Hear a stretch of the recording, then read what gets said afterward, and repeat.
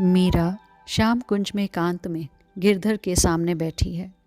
आजकल दो ही भाव उस पर प्रबल होते हैं, या तो ठाकुर जी की करुणा का स्मरण कर उनसे वह कृपा की याचना करती है, या फिर अपने ही भाव राज्य में खो अपने श्याम सुंदर से बैठे बातें करती रहती है। इस समय दूसरा भाव अधिक प्रबल है। मीरा गोपाल से बैठे निहोरा कर रही है। थाने काई काई कह समझाऊं, मारा सांवरा गिरधारी, पूरब जन्म की प्रीति म्हारी, अब नहीं जात निवारी। सुंदर बदन जोवता सजनी, प्रीति भई छे भारी, म्हारे घरा पधारो गिरधर, मंगल गावे नारी। मीरा गाते गाते अपने भाव जगत में खो गई। वह सिर पर छोटी सी कलशी लिए यमुना जल लेकर लौट रही है। उसके प्यासे नेत्र इधर उधर निहार कर अपना धन खोज रहे हैं। वो यहीं कहीं होंगे, आएंगे नहीं आएंगे, बस इसी कश्मकश में धीरे धीरे चल रही थी कि पीछे से किसी ने मटकी उठा ली। उसने अचकचाकर ऊपर देखा तो कदम पर एक हाथ से डाल पकड़े और एक हाथ में कलशी लटकाए मनमोहन बैठे हंस रहे थे। लाज के मारे उसकी दृष्टि ठहर ही नहीं रही। लज्जा नीचे और प्रेम उत्सुकता ऊपर देखने को विवश कर रही है। वे एकदम वृक्ष से उसके सम्मुख कूद पड़े। वह चौंक कर चीख पड़ी और साथ ही उन्हें देख लज्जा भी गई। डर गई ना? उन्होंने हंसते हुए पूछा और हाथ पकड़कर कहा, चला थोड़ी देर बैठकर बातें करें। सघन वृक्ष तले एक शिला पर दोनों बैठ गए। मुस्कुराकर बोले, तुझे क्या लगा कोई वानर कूद पड़ा है क्या? अभी पानी भरने का समय है क्या? दोपहर में पता नहीं घाट नितांत सूने रहते हैं। जो कोई सचमुच वानर आ जाता तो? तुम हो ना? मीरा के मुख से निकला। मैं क्या यहीं बैठा ही रहता हूँ? गैया नहीं चरानी मुझे? एक बात कहूँ?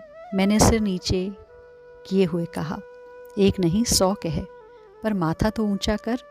तेरो मुख ही नाए दिख रहो मोको। उन्होंने मुख ऊंचा किया तो फिर लाज ने आ घेरा मीरा को। अच्छा अच्छा, मुख नीचे ही रहने दे। कह, क्या बात है? तुम्हें कैसे प्रसन्न किया जा सकता है? बहुत कठिनाई से, मीरा ने कहा। तो सखी, तुम्हें मैं अप्रसन्न दिख रही हूँ? नहीं, मेरा वो मतलब नहीं था। सुना है तुम प्रेम से वश में होते हो। मोह को वश में करके क्या करेगी सखी? नाथ डालेगी कि पगहा बांधेगी? मेरे वश हुए बिना तेरो कहा काज अटक्यो है भला? सो नहीं श्याम सुंदर, तो फिर क्या हुआ? कब से पूछ रहा हूँ। तेरो मुख तो पूरो खोले हूँ नाए, एक हूँ बात पूरी नाए निकसे। अब मैं भोरो भारो कैसे समझूंगो? सुनो श्याम सुंदर, मीरा ने आंख मूंद कर पूरा जोर लगाकर कह दिया, मुझे तुम्हारे चरणों में अनुराग चाहिए। सो कहा होए सखी? उन्होंने अनजान बनते हुए पूछा। अपनी विवशता पर मीरा की आंखों में आंसू भर आए। घुटनों में सिर दे रो पड़ी। सखी, रोवे मती। श्याम सुंदर ने मीरा के आंसू पोंछते हुए पूछा, और ऐसो अनुराग कैसो होवेरी? सब कहवे उसमें अपने सुख की आशा इच्छा नहीं होती। तो और कहा होए? श्याम सुंदर ने पूछा।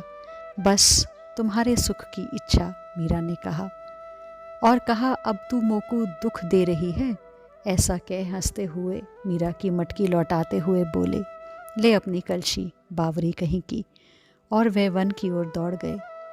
मीरा वहीं सिर पर मटकी ठगी सी बैठी रही।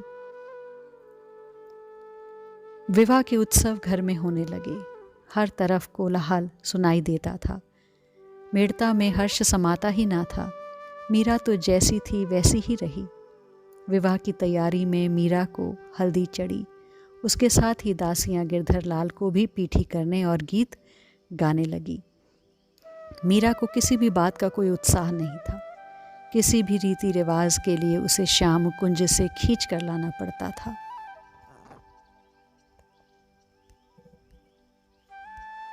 जो करा लो सो कर देती, ना कराओ तो गिरधर लाल के पोशाकें, मुकुट, आभूषण संवारती श्याम कुंज में अपने नित्य के कार्यक्रम में लगी रहती। खाना पीना पहनना उसे कुछ भी नहीं सुहाता। श्याम कुंज अथवा अपने कक्ष का द्वार बंद करके वह पड़ी पड़ी रोती रहती। मीरा का विरह बढ़ता जा रहा है। उसके विरह के पद जो भी सुनता रोए बिना ना रहता, किंतु सुनने का देखने का समय ही किसके पास है। सब कह रहे हैं कि मेड़ता के तो भाग जगे हैं कि हिंदू सूरज का युवराज इस द्वार पर तोरण वंदन करने आएगा। उसके स्वागत में ही सब बावरे हुए जा रहे हैं। कौन देखे सुने कि मीरा क्या कह रही है। मीरा आत्मदाह की बात सोचती। ले कटारी कंठ चीरूं, कर लऊं मैं अपघात, आवण आवण हो रहिया रे, नहीं आवण की बात। किंतु आशा मरने नहीं देती। जिया भी तो नहीं जाता, घड़ी भर भी चैन नहीं था। मीरा अपनी दासियों सखियों से पूछती कि कोई संत प्रभु का संदेशा लेकर आया है। उसकी आंखें सदा भरी भरी रहती। मीरा का विरह बढ़ता जा रहा है। उसके विरह के पद जो भी सुनता रो लेता। कोई कहियो रे प्रभु आवन की मन भावन की, आप न आवे लिख नहीं भेजे, बान बड़ी ललचावन की। कोई कहियो रे प्रभु आवन की मन भावन की। मीरा का विरह बढ़ता जा रहा है। इधर महल में रन्यवास में जो भी रीति रिवाज चल रहे थे, उन पर भी उसका कोई वश नहीं था। मीरा को एक घड़ी भी चैन नहीं था। ऐसे में ना तो उसका ढंग से कुछ खाने को मन होता और ना ही किसी और कार्य में रुचि। सारा दिन प्रतीक्षा में ही निकल जाता। शायद ठाकुर किसी संत को अपना संदेश दे भेजें या कोई संकेत कर मुझे आज्ञा दें। और रात्रि किसी घायल की तरह रो रो कर निकलती। ऐसे में जो भी गीत मुखरित होता वह विरह के भाव से सिक्त होता। घड़ी एक नहीं आवड़े तुम दर्शन बिन मोए, जो मैं ऐसी जानती रे प्रीति किया दुख होए। नगर ढिंडोरा फेरती रे प्रीति न कीजो कोई। कभी मीरा अंतर्व्यथा से व्याकुल होकर अपने प्राणधन को पत्र लिखने बैठती। कौवे से कहती, तू ले जाएगा मेरी पाती, ठहर मैं लिखती हूँ। किंतु एक अक्षर भी लिख नहीं पाती। आंखों से आंसुओं की झड़ी कागज़ को भी भिगो देती। पतियाँ मैं कैसे लिखूं, लिखी ही ना जाई। कलम धरत मेरो कर कांपत, हिय न धीर धराई। मुख सो मोही बात न आवे, नैन रहे झराई। कौन विध चरण गहूँ मैं, सभई अंग थिराई। मीरा दिन पर दिन दुबली होती जा रही थी। देह का वर्ण फीका हो गया, मानो हिमदाह से मुरझाई कुमुदनी हो। मीरा की माँ ने उनके पिता को बताया तो उन्होंने वैद्य को भेजा। वैद्य जी ने निरीक्षण करके बताया, बाईसा को कोई रोग नहीं, केवल दुर्बलता है। वैद्य जी गए तो मीरा मन ही मन में कहने लगी कि यह वैद्य तो अनाड़ी है, इसको मेरे रोग का मर्म क्या समझ में आएगा। मीरा ने एक तारा लिया और अपने हृदय की सारी पीड़ा इस पद में उड़ेल दी। ए री मैं तो प्रेम दीवानी, मेरो दर्द न जाने कोई। सूली ऊपर सेज हमारी, सोवण किस विध होए। गगन मंडल पर सेज पिया की, किस विध मिलना होए।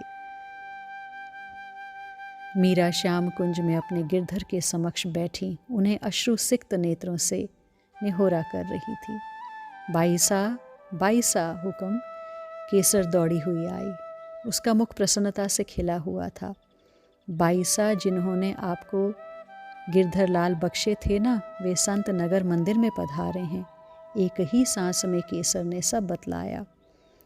ठाकुर ने बड़ी कृपा की जो इस समय संत दर्शन का सुयोग बनाया।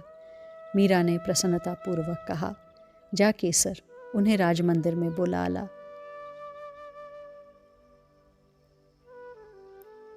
केसर ने कहा, मैं तो अपने घर से आ रही थी कि वो मुझे रास्ते में मिले। उन्होंने मुझसे सब बात कहकर यह प्रसादी तुलसी दी और कहा कि मुझे एक बार मेरे ठाकुर जी के दर्शन करा दो। अपने ठाकुर जी का नाम लेते ही उनकी आंखों में आंसू बहने लगे। बाईसा, उनका नाम भी गिरधर दास है। मीरा शीघ्रता से उठकर महल में भाई जयमल के पास गई और उनसे सारी बात कही। उन संत को आप कृपया कर श्याम कुंज ले पधारिए, भाई जी किसी को ज्ञात हुआ तो गजब हो जाएगा। आजकल तो राजपुरोहित जी नगर के मंदिर से ही आने वाले संतों का सत्कार कर विदा कर देते हैं। सब कहते हैं इन संतों ने ही मीरा को बिगाड़ा है। मुँह आप रे पगा पड़ूं भाई, मीरा रो पड़ी। भगवान आप रो भलो करेला। आप पधारो जीजी, मैं उन्हें लेकर आता हूँ, किंतु किसी को पता ना चले। पर जीजी मैंने तो सुना है कि आप खाना नहीं आरोगती, आभूषण नहीं धारण करती। ऐसे में मैं अगर साधु ले आऊं और आप गाने रोने लग गई तो सब मुझ पर ही बरस पड़ेंगे। नहीं भाई, मैं अभी जाकर अच्छे वस्त्र आभूषण पहन लेती हूँ और गिरधर का प्रसाद भी रखा है। संत को जिमाकर मैं भी पालूंगी और जो आप कहेंगे मैं करने को तैयार हूँ। और कुछ नहीं जीजी, बस विवाह के सब रीति रिवाज सहज से कर लीजिएगा। आपको पता है आपके किसी हट की वजह से बात युद्ध तक भी पहुँच सकती है। आपका विवाह और विदाई सब निर्विघ्न हो जाए, इसकी चिंता महल में सबको हो रही है। बहन बेटी इतनी भारी होती है क्या भाई? मीरा ने भरे मन से कहा। नहीं जीजी, जयमल केवल इतना ही बोल पाए। आप उन संत को ले आइए भाई, मैं वचन देती हूँ कि ऐसा कुछ ना करूँगी जिससे मेरी मातृभूमि पर कोई संकट आए अथवा मेरे परिजनों का मुख नीचा हो। आप सबकी प्रसन्नता पर मीरा ने उछावर है। बस अब तो आप संत दर्शन करा दीजिए भाई। गिरधर दास जी ने जब श्याम कुंज में प्रवेश किया तो वहाँ का दृश्य देखकर वे चित्रवत रह गए।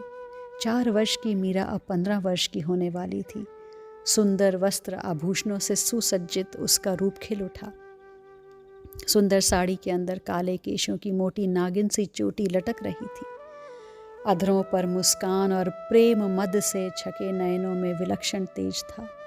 श्याम कुंज देवांगना जैसे उसके रूप से प्रभासित था। गिरधर दास उसे देखकर ठाकुर जी के दर्शन करना भूल गए। संत को प्रणाम करने जैसे ही मीरा आगे बढ़ी, उसके नूपुरों की झनकार से वे सचेत हुए।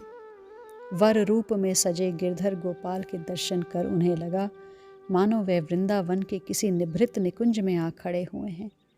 उन्हें देखकर जैसे एकाएक श्याम सुंदर ने मूर्ति का रूप धारण कर लिया और कोई ब्रज वनिता अचकचाकर वैसे ही खड़ी रह गई हो।